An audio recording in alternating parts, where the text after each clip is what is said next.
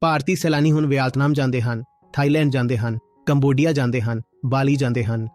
ਇਹ ਕੋਈ ਬਹੁਤ ਅਮੀਰ ਥਾਵਾਂ ਨਹੀਂ ਹਨ, ਪਰ ਇੱਥੇ ਸਫਾਈ ਹੈ। ਤਾਂ ਗੱਲ ਇਨੀ ਗਰੀਬੀ ਦੀ ਨਹੀਂ ਹੈ।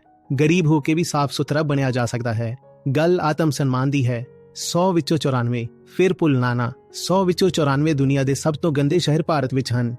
ਤੇ ਜੋ ਬਾਕੀ 6 ਹਨ ਨਾ, ਉਹ ਵੀ ਸਾਡੇ ਚਚੇਰੇ ਮਮੇਰੇ ਭੈਣ ਭਰਾ ਹਨ।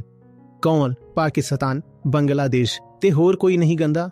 ਗਰੀਬ ਹੋ ਕੇ ਵੀ ਸਾਫ਼ ਬਣਿਆ ਜਾ ਸਕਦਾ ਹੈ। ਗੱਲ ਆਤਮ ਸਨਮਾਨ ਦੀ ਹੈ, ਅਤੇ ਸਾਡਾ ਆਤਮ ਸਨਮਾਨ ਇਸ ਕਰਕੇ ਗੁਆਚਿਆ ਹੋਇਆ ਹੈ ਕਿਉਂਕਿ ਸਾਡੇ ਕੋਲ ਮਿੱਝਤਾ ਨਹੀਂ ਹੈ। ਜੇ ਸਾਡੇ ਕੋਲ ਕੁਝ ਆਪਣਾ ਹੁੰਦਾ ਨਾ ਤਾਂ ਅਸੀਂ ਉਸ ਨੂੰ ਸਾਫ਼ ਰੱਖਦੇ। ਅਸੀਂ ਅੰਦਰੋਂ ਪੂਰੀ ਤਰ੍ਹਾਂ ਇੱਕ ਕੂੜਾਦਾਨ ਬਣੇ ਹੋਏ ਹਾਂ ਜਿਸ ਵਿੱਚ ਪੂਰੀ ਦੁਨੀਆ ਆ ਕੇ ਆਪਣਾ ਕੂੜਾ ਪਾਉਂਦੀ ਹੈ। ਕੁਝ ਵੀ ਸਾਫ਼ ਸੁਥਰਾ ਪਵਿੱਤਰ ਕਿਵੇਂ ਹੋ ਸਕਦਾ ਹੈ? ਅਸੀਂ ਉਸ ਨੂੰ ਗੰਦਾ ਕਰਨਾ ਹੀ ਕਰਨਾ ਹੈ ਕਿਉਂਕਿ ਅਸੀਂ ਅੰਦਰੋਂ ਹੀ ਗੰਦੇ ਹਾਂ। ਇਹ ਅੰਦਰਲੀ ਹੀ ਮੈਲ ਜਦ ਤੱਕ ਨਹੀਂ ਹਟੇਗੀ, ਭਾਰਤ ਤੋਂ ਪ੍ਰਦੂਸ਼ਣ ਦੀ ਸਮੱਸਿਆ ਨਹੀਂ ਹਟੇਗੀ। ਗੱਲ ਗਰੀਬੀ ਦੀ ਨਹੀਂ,